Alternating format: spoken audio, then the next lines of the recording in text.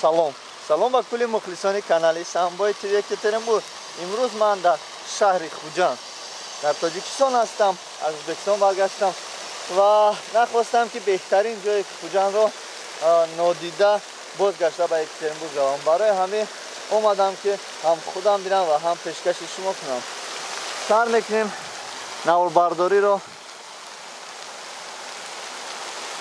бояд ки бо пуррагӣ ин ҷоро, ҷои таърихии шаҳри Хуҷандро бубинед.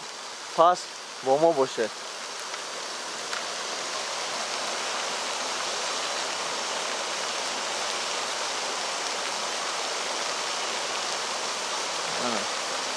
гостиница рӯпарӯи ин бино. кулли мухлисони канали Самбои ТВ Екатеринбург, тамоми минтақаҳои Тоҷикистонро мо ба хотири ба навор мегирем ки нафароне ки ба Тоҷикистон меоянд бидонанд ки дар куҷо ҷойҳои таърихӣ, ҷойҳои оддих, ҷойҳои беҳтарин аст ки омода дар ин ҷо тамошо кунанд. албатта яке аз онҳо худи шаҳри Хуҷанд, қалъа.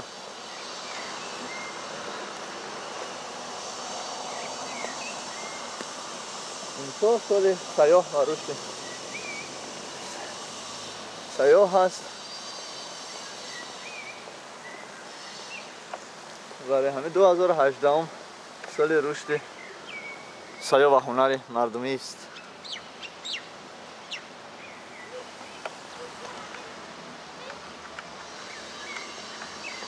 осорхонаи таърихии вилояти Сурх, исторический музей Сагдианской области. бародарони азиз, ба қалам медорем ва мепурсем ки ба музей дар омадан мумкин аст ё мумкин нест. салому алайкум. мумкин аст дар омадан? ба навор гирифтан дар омадан мумкин аст? соати 8 ба мумкин аст ё не? ба навор гирифтан дар омадан тамошо кардан? чӣ хеле ки шумо шунидед, албатта дар омадан ва ба навор гирифтан иҷозат аст. дар соати 8 кушода мешавад.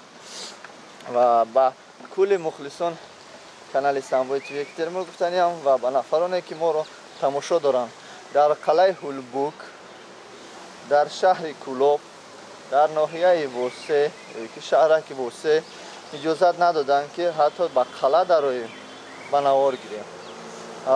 ва ба музеяш, ба осорхонааш ку тамоман қатъимонҷанг карданд ки иҷозат нест ки ба навор гирифтан. вақте ки одамҳо ба қалъа омада ба навор нагиранд, вақте ки одамҳо дар музей дар омада ба навор нагиранд, чӣ тавр метавонанд пешкаши мардум кунанд, пешкаши хориҷ кунанд? дар ин шаҳр иҷозат аст. дар худи шаҳри Хуҷанд 100% иҷозат аст ки дар омада ба навор гирифт. худ дар қалъа, худ дар музей беҳтарин аст. салому алайкум хола. ино ҳама ба фурӯш мондагиа? ино ҳама барои фурӯша? мана дар даромадани қалъа чунин намудҳои ҳунарҳои мардумӣ аст ки шумо метавонед аз инҳо истифода барем барои хонаву офисҳои худ.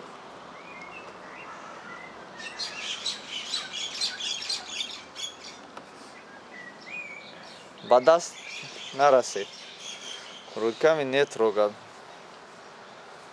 мана ҳунари мардумӣ.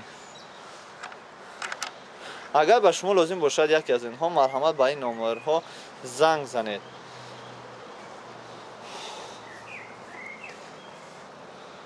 вақте ки шумо занг задед, албатта ба шумо чизе ки лозим бошад пешкаши шумо мекунад. ба фикрам нархашон он қадар ҳам қимат нест. дар ин ҷо бениҳоят чизҳои зебо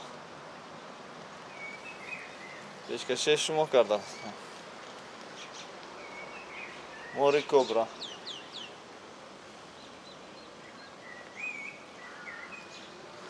саломат бошед бародарон, кулли мухлисони канали Самбои ТВ Екатеринбург. мо боз навори худро давом метиҳем ва ба пеш меравем.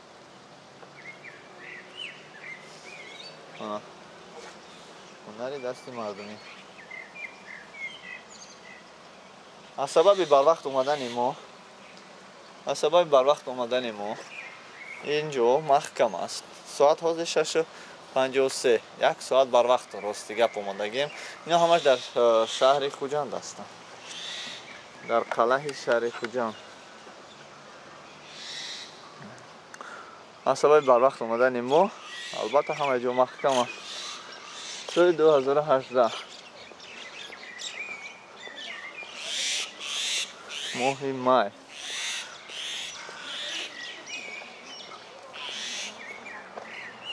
همه بردارین عزیز. این است قلعه. اطراف قلعه رو ببینید که تازه و آزاده. سلام علیکم. رحمت. گل‌های زیبا.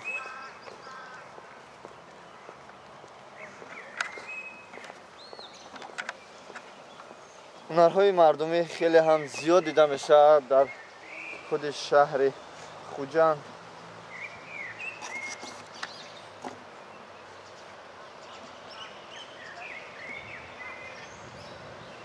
ببینید چه زیبا کردگی ها.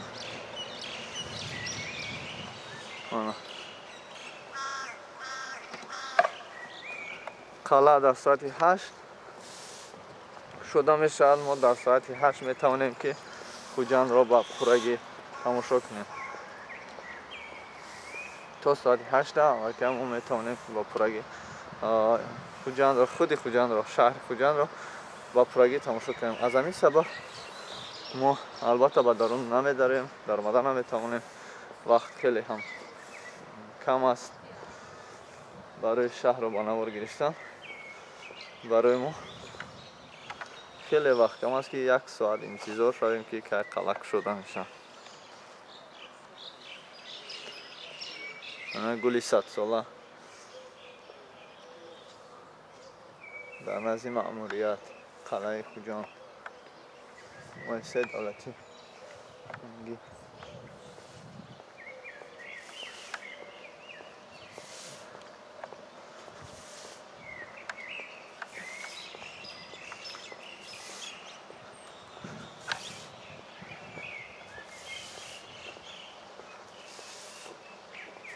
اینجا سوینیر ها در مغازین راه ابریشم سوینیر ها فروخته میشن.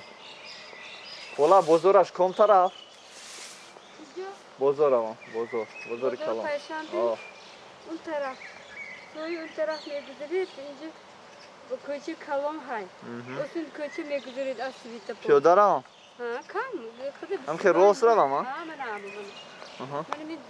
کوچه های کلام میری بازار پنجشنبه. سلامت باشه. رحمت.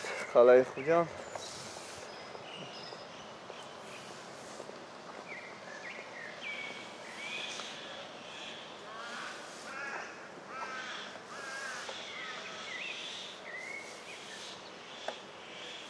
تازگی البته دیده میشه. بچه‌شون خیلی تازه است.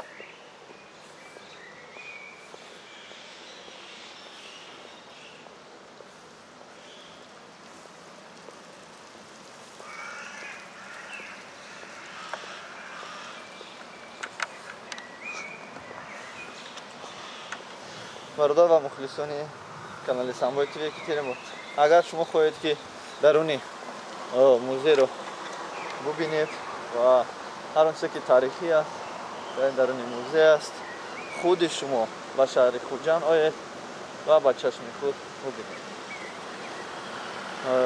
من هم میخواستم که به نوار گیرم و پیشکش شما کنم. از سبب کم بودن وقت البته به نوار گرفتم